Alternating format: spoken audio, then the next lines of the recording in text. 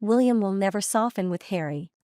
King Charles's coronation and funeral plans are underway. Today I'll be talking about funeral preparations for King Charles alongside his coronation preparations and also the latest with Harry and Meghan.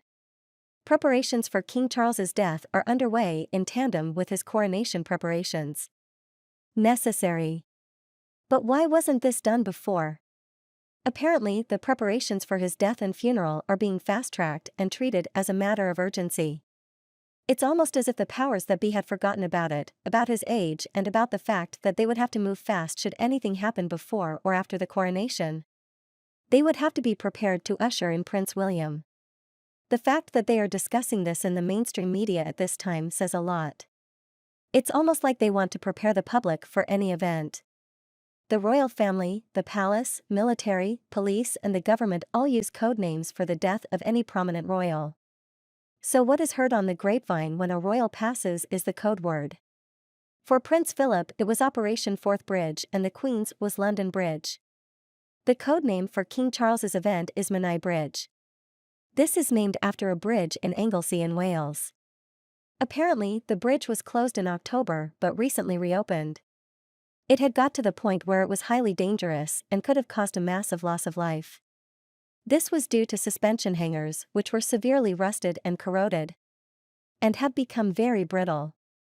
Engineers had said that if they gave way it could cause an unzipping failure with the platform of the bridge and many lives could have been lost. Very interesting that Menai Bridge is very much in the news right now for no apparent reason at the moment, apart from the fact that it has been reopened. Also an announcement that a third Menai Bridge will not go ahead. Read into that what you will, and also that all the plans for new roads are scrapped. So back to King Charles III.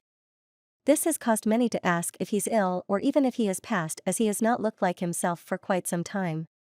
It's very similar to the situation with the late Queen, whereby there was a lot of talk about her having passed long before it was announced. Prince William is never going to soften towards his brother. At the moment, he is the most angry he has ever been with Harry. The demands that Harry has been making regarding his visit for the coronation have fired up Prince William even more. It's now being said that Harry is completely paranoid that his family will release personal information about him in retaliation for what he said about them. Because let's not forget that Harry has always had his own set of rules. Harry and Meghan are to only talk about the weather when at the coronation. I doubt even that would be a safe subject. Harry and Meghan's ultimatum, which they have given the royal family, is wait for it. They want, and I quote, a surety that they won't be met with a toxic atmosphere if they attend King Charles's coronation. End quote. Harry doesn't want to come if the atmosphere will be as toxic as he thought it was at the Queen's Platinum Jubilee and also at her funeral. The fact that the Queen prearranged the seating so that Meghan was sat behind a huge church candle at her funeral was hilarious, not toxic.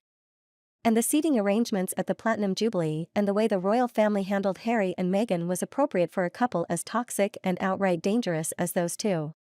Samantha, Meghan's sister, has just put the record straight. It was recently circulating on social media that Samantha had previously said that Meghan had in the past had a hysterectomy due to so many abortions. However, Samantha has recently tweeted that she did not say that Meghan had had a hysterectomy. She actually said that she did have her eggs frozen. Whether true or not, regarding the hysterectomy as it's private medical information, it's probably not a good idea for any of Meghan's family to disclose this. The fact that Oprah's team were made to sign NDAs after noticing that Meghan was wearing a moon bump while they were filming the interview says a lot. Oprah and her team know that Meghan cannot have children. Many of her friends know this, as does her family, and now the world is realizing it, having noticed that Archie has changed size, hair color and features many times since birth, and Lily is still invisible. Kids with superpowers.